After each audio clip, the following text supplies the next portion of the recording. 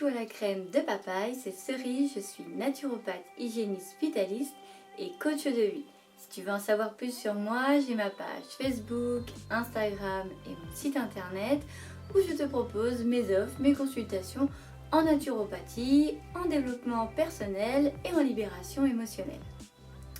Aujourd'hui, c'est la suite des vidéos précédentes, donc si tu ne les as pas vues sur le design humain, je t'invite à voir la première et la deuxième vidéo pour en savoir davantage dans cette troisième vidéo, car le design humain c'est assez dense et je vais rappeler que ce sont des vidéos pour débutants et tout simplement être autonome pour décrypter un peu sa carte de design humain. Je rappelle aussi, parce qu'il y a beaucoup de personnes qui m'ont demandé où est-ce que je tirais mes renseignements, parce qu'il y a des choses qu'ils ne comprennent pas et qui apparemment ou ce serait faux, etc. Donc c'est ce livre, c'est le livre de référence du design humain qui a été fait par Linda Bunnell avec la collaboration même de Ra-Uru. Voilà. Et moi, ce que je fais en gros, c'est que je lis la plus grosse partie des vidéos, je lis. Comme ça, je dénature pas le texte et il n'y a pas de faute de compréhension, que ce soit de ma part ou de ta part, je lis le texte. Voilà. Donc si tu veux, c'est des vidéos pour t'apprendre ce que c'est un petit peu le design humain, essayer d'être autonome pour décrypter ta carte toi-même, et si tu veux aller plus loin, bien évidemment, il y a des gens qui sont formés à ce sujet où tu peux toujours te procurer ce livre.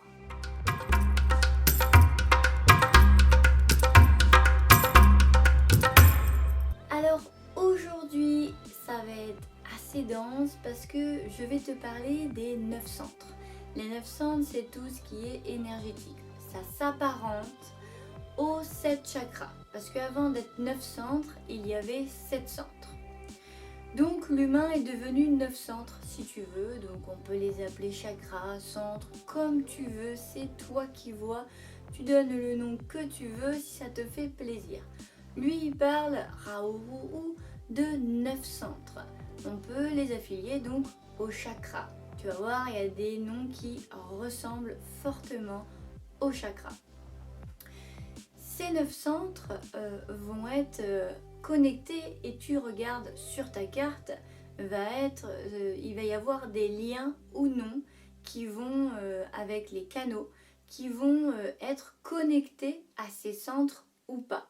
Ça va être de couleur noire ou alors de couleur rouge ou alors pas du tout de connexion et dans ce cas-là le canot est blanc. Mais on va pas parler des canaux tout de suite, on va parler des centres. Et pour vous parler des centres, il faut que je vous parle des neutrinos. Je te dis 13,7 milliards d'années, normalement tu me réponds Big Bang, parce que c'est là où ça a explosé astronomiquement, et puis c'est là que l'univers s'est expansé. Là on est d'accord, on est tous sur la même théorie. Enfin, à peu près tous. Et si tu veux, les astrophysiciens, pour schématiser, ils ont dit que l'univers, on va le catégoriser en 2 parties. Donc il y a une partie qu'on va dire c'est la famille des yin et une autre partie c'est la famille du yang. En gros, d'accord. Donc la famille des yin, si tu veux, c'est elle qui représente tout ce qui est plutôt matériel, voilà, qui est une masse. Dans la famille du yin, on retrouve les protons et les neutrons. Donc les protons, si tu n'étais pas nul au collège, c'est plutôt une énergie positive, et les neutrons, comme le nom l'indique, c'est plutôt neutre. Voilà. Jusque là j'espère que tu me suis. Ensuite si tu veux, dans l'autre famille, donc dualité, toi-même tu sais, dans la famille du yang, donc il va y avoir les électrons et les neutrinos. Donc les électrons eux sont chargés négativement Et les neutrinos, c'est là tout le concept qui arrive de t'expliquer ce qui se passe avec eux. Parce que si tu mets les électrons, les protons et les neutrons, et ben ça représente que 1/10 de l'univers. Le reste c'est de la masse noire et de l'énergie noire. Donc ça crée une énigme si tu veux au niveau des neutrinos. D'après l'auteur du design humain, donc Ra Uru, d'après son expérience, les neutrinos pourraient laisser une trace, une empreinte. Et en 1998, en gros, ils ont compris que le neutrinos avait lui aussi une masse, mais qu'il est aussi rapide que la lumière. C'est vraiment pour te faire un résumé. Et comme si, si le neutrinos a une masse mais qui va super vite et qui peut passer un peu partout et tout, et ben, ça veut dire qu'il a et qu'il contient une information. Et ça c'est super important. Tellement important qu'on l'appelle le souffle des étoiles. Alors les neutrinos, qui c'est qui fabrique ça dans l'univers? C'est à 70% notre soleil. Et puis le reste c'est les étoiles qui sont à côté, tu vois. Donc c'est hyper important parce que les neutrinos vont traverser l'univers et ils viennent aussi jusqu'à nous. Donc s'ils transportent de l'information, ils nous donnent une information stellaire. C'est pas mal avoir un facteur de l'univers qui te donne des trucs à savoir. Non? Bon, quand même ça. Il y en a qui appellent le neutrinos le ki ou le prana. Voilà, comme ça te fait une petite idée de quand même ce que c'est. Les neutrinos, ça permet avec nos centres de notre corps humain des réceptions, donc c'est comme des conducteurs d'informations. Donc c'est hyper intéressant, c'est hyper important puisque c'est grâce à ça que tu es animé, tu vois. En naturopathie, pour faire le parallèle, on va l'appeler la force vitale, la vitalité. Voilà, donc c'est quand même une information importante pour ce qui suit. Si tu veux un peu plus d'informations là-dessus, parce que c'est hyper intéressant, parce qu'on parle même que l'univers n'est même pas une naissance, mais encore une conception comme un fœtus.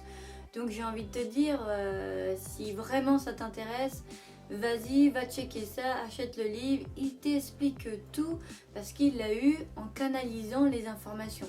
Donc ça pourrait expliquer du pourquoi, du comment.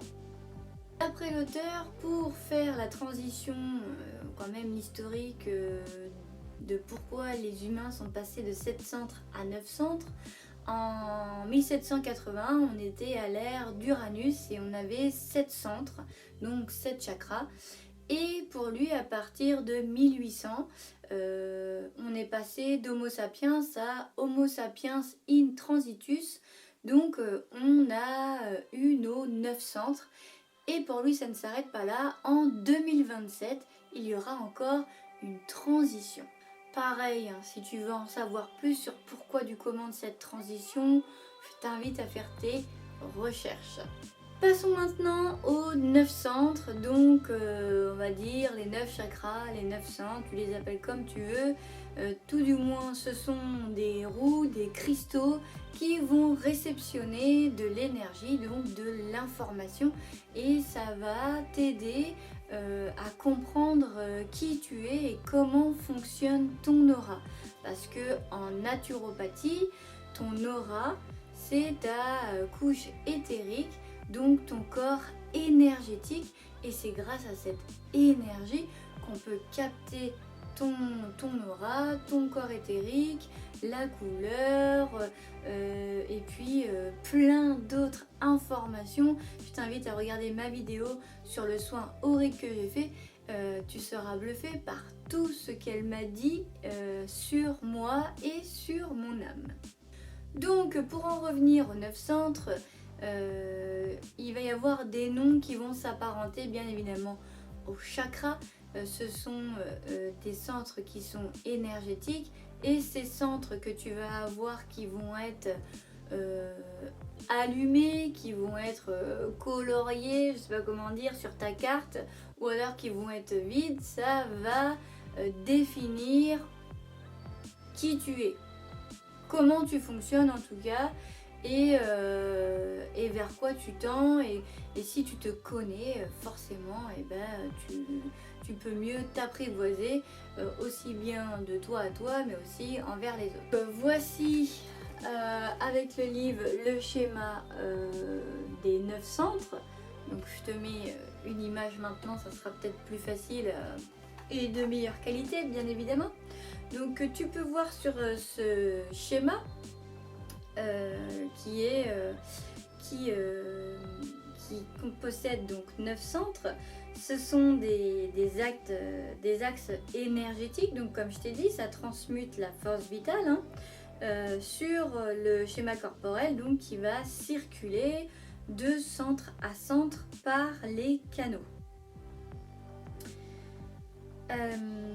Il faut noter que chaque centre a un nom, et donc je vais te dire à quoi ça correspond. Par exemple, il y a un centre de manifestation. C'est le centre de la gorge. Pourquoi on l'appelle manifestation? Parce que c'est celui-là qui va récupérer l'énergie des 8 autres centres et qui va permettre d'exprimer par le physique, donc par la voix, cette énergie-là. Donc ça peut être tes pensées, ça peut être tes émotions, tout ce qui représente les 9 centres, et aussi ton corps physique, énergétique, psychologique et même spirituel. Tu as 2 centres de pression, donc ça va être le centre de la tête et le centre racine.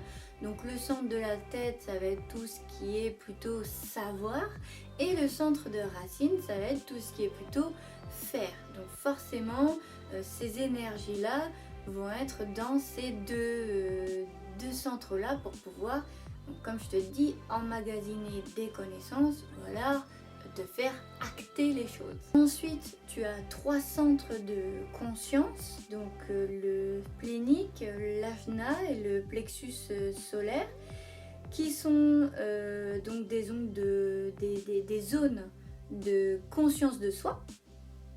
Donc chaque centre va se focaliser et interpréter énergétiquement, hein, nos expériences de vie en tant que conscience du corps, du mental et de l'âme. Tu as 4 centres moteurs, moteurs énergétiques, hein, donc le centre racine, le plexus solaire, le sacral et le cœur sont des centres moteurs, donc avec des fréquences précises qui nous fournissent des ressources énergétiques nécessaires pour manifester la vie. Donc le racine nous fournit l'élan nécessaire pour avancer, pour continuer par exemple. La vague émotionnelle du plexus solaire nous fournit la force de nous pousser vers d'autres expériences, vers une intimité dans les relations, vers une conscience spirituelle aussi. Dans le sacral, on a une énergie génératrice nécessaire pour soutenir la continuation de la forme, de la force de vie créative, de la création, de la créativité si tu veux. Le cœur, c'est l'énergie motrice derrière le jeu, le moi, la source de notre volonté, de notre détermination. Il assure notre survie sur le plan matériel, donc dans notre corps physique et sur cette terre commune, quoi. Il va y avoir un centre identitaire, donc ça c'est le centre G, qui renferme le monopôle donc magnétique, donc stratégiquement situé dans le schéma corporel en tant que centre du mandala. Hein, si vous regardez où il est au milieu des autres. Et donc il va établir notre identité, que ce soit dans le temps, dans l'espace ou en fait c'est notre géométrie, quoi. C'est là que notre unique flux d'énergie ou définition se relie au flux de toute vie, donc c'est quand même important, et c'est là qu'il nous montre que nous sommes raccordés à l'univers. En quelque sorte, le monopôle magnétique attire vers nous la vie que nous devrions avoir, que l'univers vit par nous. Si tu veux, on entend partout qu'on est tous unis, tous un, unicité, donc le collectif, les autres, c'est moi, moi je suis les autres, et je suis aussi l'univers. Mais en fait, c'est pas que je suis les autres ou je suis l'univers, c'est tout transparaît dans tout, l'énergie est une information et cette information est dans tout.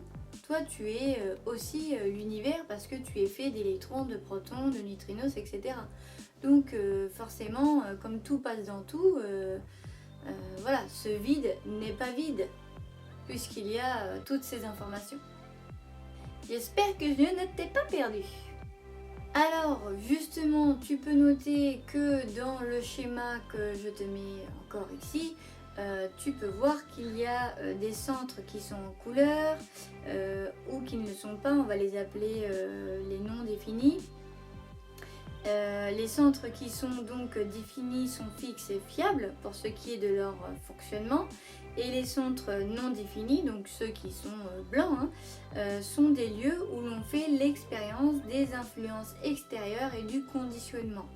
Les centres, si tu veux, qui sont blancs ne sont pas vides et n'ont pas à être réparés. Ce sont des lieux où nous sommes vulnérables au conditionnement et des zones d'apprentissage et d'acquisition de sagesse. Ça veut dire que c'est des choses qu'on a à travailler, si tu veux. Voilà, pour parler de développement personnel. Donc chacun de nous a des centres qui sont définis et non définis. Et si tu regardes bien, quand tu vas trouver ton partenaire ou ta famille, etc., généralement, eux, ils ont la couleur que toi, t'as pas. Et tu vas apprendre de l'un et de l'autre. Il va y avoir beaucoup de schémas, mais c'est pour que vous puissiez comprendre vraiment les liens entre les centres, les canaux, pourquoi il y a des... on a compris qu'il y a des centres qui sont blancs, donc c'est les non-soi, et les centres de couleur qui sont, on va dire, les centres définis, donc les centres de soi. Et il va y avoir des canaux où il va y avoir du coup des couleurs, soit à moitié rempli, soit blanc. Et du coup, on va passer à cette description-là. Donc là, sur le schéma que je viens de vous mettre, vous avez par exemple des canaux donc, qui vont être blancs. Donc des canaux qui vont être, comme je le disais, remplis soit entièrement, soit à moitié. Des canaux qui relient un centre. Par exemple, vous avez un centre qui est blanc et vous avez un canot qui est colorié à moitié en noir et qui va donc vers un autre centre mais qui est blanc. Ça, ces canaux-là, on va dire que avec les numéros qui sont associés, ces numéros sont des portes. On va dire que ces portes-là sont dormantes parce que les deux centres sont blancs, ils ne sont pas de couleur. Et en plus, les canaux sont à moitié remplis. Donc ça va être des portes dormantes. Alors que si vous prenez par exemple un centre qui est coloré, avec des canaux des canaux qui sont à moitié coloriés, donc en noir, et qui vont vers un autre centre, que ce soit un centre colorié ou que ce soit un centre blanc, on va dire que c'est des portes actives. Parce que le centre où il part, est colorié. Et si vous avez par exemple deux centres qui sont coloriés et les canaux sont remplis et vont vers un autre centre colorié, ça va être des canaux qui sont définis. Donc les canaux qui sont définis, on va dire que les portes sont battantes, c'est des portes qui sont activées et qui vont apporter de façon fiable sur le thème de la définition générale de ton schéma. Donc dans l'ensemble, la définition est la fréquence énergétique de notre soi différencié qui est communiqué aux autres par notre présence dans ces canaux. Un centre qui est non défini, ça peut être des aspects inconscients, donc en rouge ou conscient en noir. Donc la couleur noire des canaux, ça signifie que vous êtes conscient, et la couleur rouge, ça signifie que vous êtes inconscient de votre design. Et les portes qui sont par exemple dormantes sont seules dans le canal, elles traînent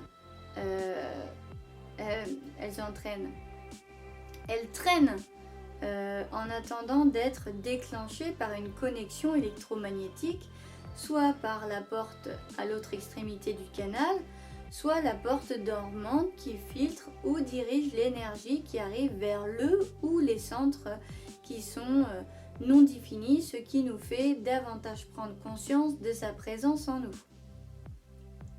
Et il y a les centres qui sont complètement ouverts, donc les centres coloriés. Même si par exemple il y a l'absence de porte dormante, signifie qu'on n'a rien à apprendre, à s'accrocher, aucun thème ou sentiment familial avec laquelle réagir ou qui est relié à notre énergie. Nous pouvons être vulnérables dans un centre complètement ouvert parce que l'information qui se déverse dans ce centre peut être déroutante, surtout dans son état amplifié. On peut être submergé, mais heureusement à l'inverse, ça peut être également vrai. Donc sans porte dormante en place pour filtrer ou pour porter préjudice à l'énergie qui arrive, nous sommes ouverts au plein potentiel du centre d'apprentissage expérientiel qui devient une source de sagesse à mesure que nous acquérons de la maturité. Donc là, on va passer centre par centre. C'est une vidéo qui va être lourde, mais vous pouvez la regarder en plusieurs fois. Mais je vais vous décrire chaque centre parce que ça va être vraiment important pour que vous puissiez décoder en autonomie votre carte, votre schéma corporel du design humain. Et chaque centre va être important, va vous donner une information sur qu'est-ce que vous allez expérimenter et pourquoi vous réagissez à des choses. Et en fait, c'est inscrit dans votre carte. Ce que je fais, c'est que je vais juste vous parler des portes qui sont référencées à chaque centre. Comme ça, les portes vous donnent une indication. Les portes, c'est les chiffres qu'il y a sur votre centre, par exemple. Sur chacun des centres, il y a des chiffres. Ça s'appelle des portes. Ces chiffres-là vont être activés ou non. Et du coup, vont vous donner une indication sur pourquoi vous réagissez à des choses ou pas, pourquoi vous en êtes conscient ou pas. Elles vont être soit dormantes, soit activées, soit actives ou non actives. Donc par exemple, on va commencer par le chakra de la gorge. Je vous mets encore un schéma juste ici. Et vous avez une porte, la porte 62. C'est la prépondérance du petit, donc le détail. Je pense ou non communiquer les détails et les faits. Donc il y a des gens qui vont se retrouver là-dedans. Ça va être activé pour ceux qui parlent, qui communiquent toujours dans le détail quand ils expliquent par exemple un film ou pas, ou quand ils expliquent une situation, et d'autres pas du tout activés parce qu'en fait ils vont aller dans le général et les détails pour eux, ça leur parle pas.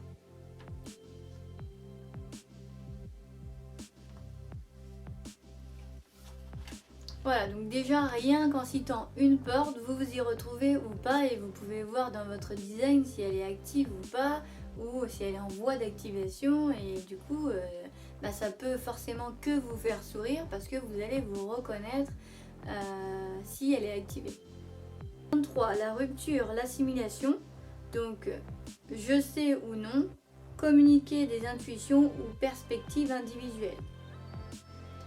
La porte 56, le voyageur, la stimulation. Je crois ou non, le raconteur stimulant. La porte 16, c'est l'enthousiasme, le talent, la compétence. J'expérimente, j'identifie ou non, maîtriser habilement quelque chose. Porte 20, la contemplation, le moment présent. Je suis maintenant ou non, clarté, action instantanée. La porte 31, leadership, influence. Je mène ou non, le leader influe, élu. La porte 8, la solidarité, la contribution. Je peux contribuer ou non, l'expression de soi unique. La porte 33, la retraite, la vie privée. Je me rappelle ou non, offrir les leçons du passé. La porte 35, le progrès, le changement. Je vis, je sens ou non, le progrès par l'expérience. La porte 12, l'immobilité, la prudence. Je sais que je peux essayer ou non, la prudence sociale. La porte 45, le rassemblement, le rassembleur. J'ai ou non, le roi, la reine qui dirige par l'éducation. Alors il faut savoir qu'il y a 72% de la population dont le chakra de la gorge est actif. Il y a 28% de la population dont le chakra de la gorge est non actif. Donc forcément, si vous arrivez à bien vous exprimer et qu'en face, il est dans l'apprentissage, ça va créer un décalage.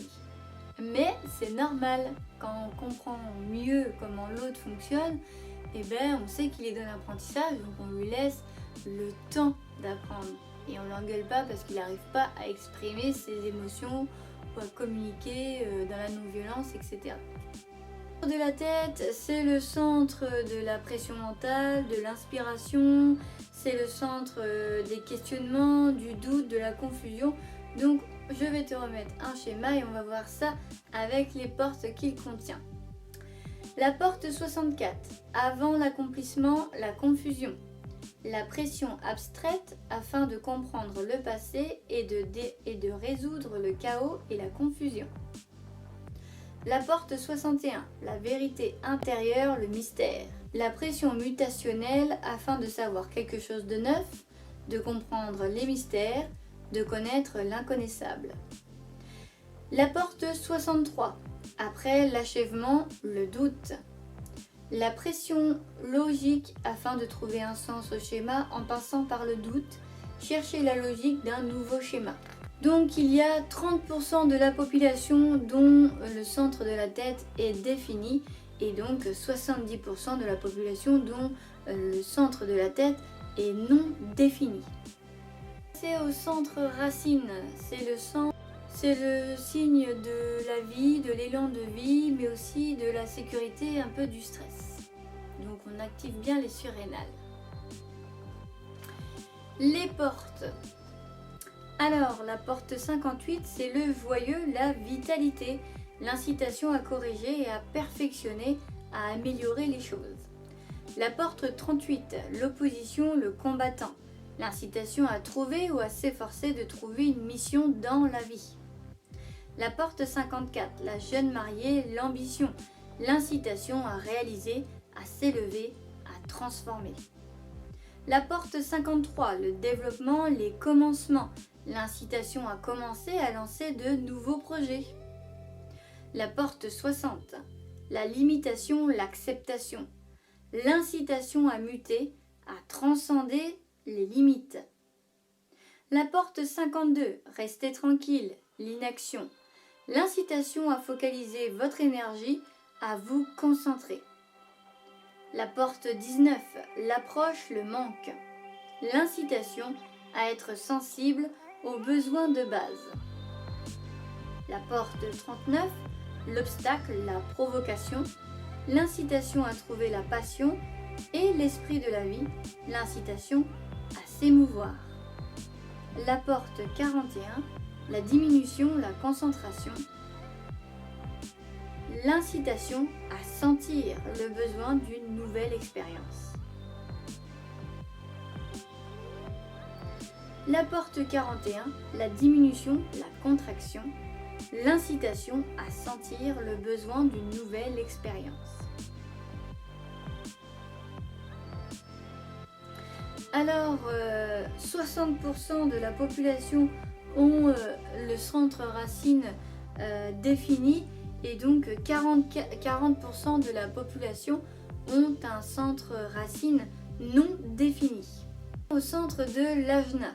Le centre de l'ajna, c'est la conscience mentale, la conceptualisation, les concepts, la théorie et ça favorise les réponses en tant qu'opinion. Les portes de l'ajna, la porte 47. L'oppression, la réalisation, c'est la peur de la futilité. Alors, trouver un sens au milieu de la confusion, l'anxiété mentale que la vie est oppressante et futile, qu'on ne peut comprendre la confusion. La porte 24, le retour, la rationalisation, c'est la peur de l'ignorance. Connaître la réponse en un rien de temps, l'anxiété mentale de ne jamais connaître la réponse, que l'inspiration ne viendra jamais ou que vous ne pourrez pas expliquer ce que vous connaissez. La porte 4, la folie juvénile, la formulation, c'est la peur du chaos. Formuler une réponse logique, l'anxiété mentale de ne jamais trouver l'ordre dans votre vie et de toujours être dans le chaos, le besoin de trouver des réponses et d'en donner. La porte 11, la paix, les idées, c'est la peur de l'obscurité, le fait d'avoir de nouvelles idées à partager, l'anxiété mentale ne peut pas avoir de nouvelles idées stimulantes à concevoir ou à apprendre, l'anxiété à propos du partage et de la manifestation de vos idées. La porte 43, la découverte, l'intuition, c'est la peur du rejet. Le fait d'avoir des points de vue uniques, l'anxiété mentale à propos du fait de vos idées sont trop étranges et qu'elles seront rejetées, le besoin d'être compris des autres. La porte 17, la suite, les opinions, c'est la peur du défi. Le fait d'avoir des opinions basées sur les faits, la peur que vos opinions soient mises au défi, ce qui vous empêche de les annoncer. Le besoin d'avoir les détails qui appuient les opinions. Alors, il y a 47% de la population qui a un centre de l'ajna défini et donc il y a 53% de la population qui ont l'ajna non défini.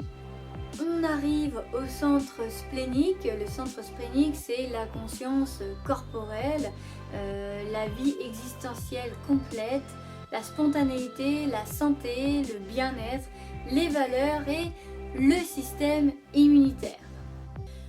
On va parler donc des portes. Commençons par la porte 48, c'est le puits, la profondeur et c'est la peur de l'insuffisance. Conscience d'une solution potentielle ou de son absence, la peur de ne pas avoir de profondeur ou de chercher la profondeur pour résoudre la peur. La porte 57, le doux, la clarté intuitive, la peur de l'avenir. Conscience d'entendre la vérité dans le présent ou non, comme vous avez peur de ce que l'avenir apportera, vous vous retenez. La porte 44, venir rencontrer, la vigilance, c'est la peur du passé. La conscience par l'odorat pour les talents et le potentiel des autres ou non, la peur que le bagage du passé vous rattrape. La porte 50, le chaudron, les valeurs, peur de la responsabilité. La conscience d'être responsable de la survie des autres ou non, la peur de prendre une responsabilité ou d'en prendre trop. La porte 32, la durée et la continuité, la peur de l'échec. La conscience de ce qui peut être transformé ou non, la peur de l'échec vous empêche de faire ce que vous voulez. La porte 28, la prépondérance du grand, le joueur. C'est la peur de la mort ou de la mission de vie. La conscience de lutter pour un but ou non, de ne pas prendre de risques par peur, la peur que la vie n'ait aucun but à moins de prendre des risques. Porte 18. Le travail sur ce qui a été corrompu, la correction. C'est la peur de l'autorité. La conscience du schéma à corriger ou non, la peur d'être jugé par les autres ou de trop vous juger. Alors pour ce centre splénique, il y a 55% de la population qui a un centre défini et donc 45% de la population qui a un centre splénique non défini. C'est le centre que je préfère, le centre du plexus solaire. En même temps, c'est un centre qui est bien ouvert chez moi. Et c'est le centre de la conscience spirituelle, de la conscience émotionnelle et sociale, passion et désir, abondance de l'esprit, des sentiments, des humeurs et de la sensibilité. Donc si vous avez ce centre qui est ouvert, en naturopathie, on peut dire que c'est normal que vous soyez hyper sensible. La porte 37, la famille, le clan, l'amitié, la peur de la tradition. Engendre le compromis fondé sur les principes de la tribu, l'anxiété à propos du fait de devoir peut-être accepter des rôles traditionnels dans la vie. La porte 6, le conflit, la friction, la peur de l'intimité, une sorte de diaphragme qui génère une onde en s'ouvrant ou en se fermant à l'intimité, la crainte de révéler qui on est vraiment. La porte 49, la révolution des principes, la porte de la nature. Une onde qui accepte ou rejette des principes fondés sur les besoins de la tribu. La nervosité à propos du rejet, de l'imprévisibilité et des conséquences. La porte 22, la grâce, l'ouverture, la peur du silence. Ouvert à l'écoute lorsqu'on le veut bien. Incertain que quelqu'un nous écoute ou qu'il y ait quelque chose de valable à écouter. La porte 55, l'abondance, l'esprit, la peur du vide. Une mélancolie qui est personnelle, la nervosité qui provient du fait de ne pas savoir pourquoi se passionner. La porte 36, l'obscurcissement de la lumière, la crise, la peur de l'insuffisance, motivée par la faim d'avoir le défi d'une nouvelle expérience, la nervosité à propos de sa propre compétence sexuelle ou émotionnelle. La porte 30, le feu qui s'accroche, qui s'attache, les sentiments, la peur du sort qui leur est réservé. Produit une onde très puissante alimentée par le désir de sentir profondément la nervosité à propos de ce qui pourrait arriver ou non. Donc, il y a 53% de la population dont le centre du plexus solaire est défini. Et il y a donc 47% de la population dont le centre du plexus solaire est non défini. Passons au centre du cœur, c'est la volonté, l'ego et le monde matériel. Et oui.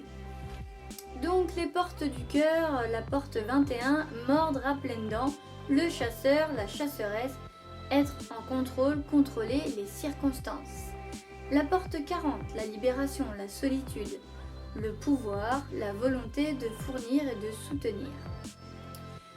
Porte 26, le pouvoir d'apprivoisement du grand, l'égoïste, être le meilleur, le vendeur, spécialiste du marketing. Porte 51, le réveil, le choc, être compétitif, être le premier à faire quelque chose. Et donc il y a 37% de la population qui a son cœur défini et donc 63% de la population qui a un centre du cœur non défini. Le centre sacral, c'est le chakra sacré et c'est la puissance de la fertilité, de l'énergie vitale, de la capacité de réagir, de la disponibilité, de la sexualité et de la créativité. Et donc la porte 34, la puissance du grand, le pouvoir, le pur pouvoir de donner du pouvoir. La porte 5, c'est l'attente, les rythmes fixes, c'est l'énergie nécessaire pour installer et répéter les schémas et des rituels afin d'assurer un flux cohérent. La porte 14, c'est le grand avoir, le savoir-faire. Ça libère de l'énergie, argent, ressources, abondance afin de donner une direction dans la vie. La porte 29, l'insondable, la persévérance, s'engage à une expérience unique pour le potentiel de découvrir ou de découverte véritable. La porte 59, c'est la dispersion, la sexualité, l'énergie sexuelle nécessaire pour s'accoupler. La porte 9, le pouvoir d'apprivoisement du petit, la focalisation, l'énergie concentrée pour établir un schéma. La porte 3, la difficulté initiale, l'ordonnance, apporte de l'ordre à la fréquence de pulsation mutationnelle. La porte 42, c'est l'augmentation, la croissance, ferme un cycle et met fin aux choses. Et la porte 27, la nourriture, subvenir, la bienveillance, et c'est nourrir et protéger pour la survie. Il y a donc 66% de la population qui a un centre sacral défini et donc 34% de la population qui a un centre sacral non défini. Le centre G, c'est l'amour, l'identité et l'orientation, le siège du monopole magnétique et du moi supérieur. Le moi supérieur, on peut dire que c'est l'âme.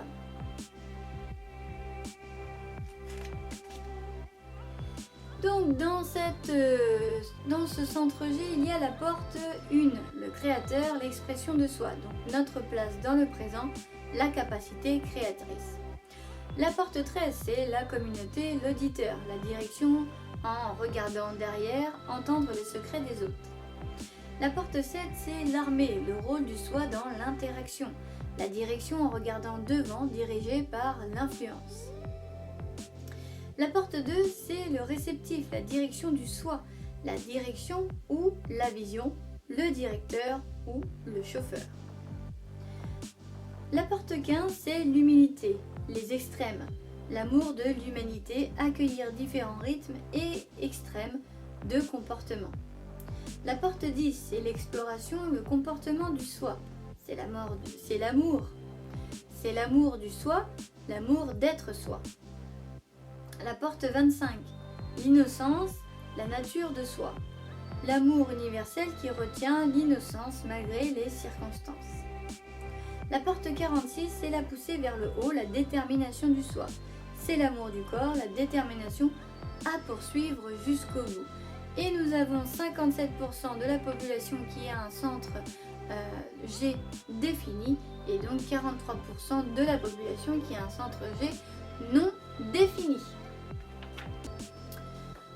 Voilà pour cette grosse et lourde vidéo sur les centres. Bien évidemment, le livre t'en apprendra davantage parce que je t'ai lu qu'une infime partie de ce qu'il propose, car il explique chaque porte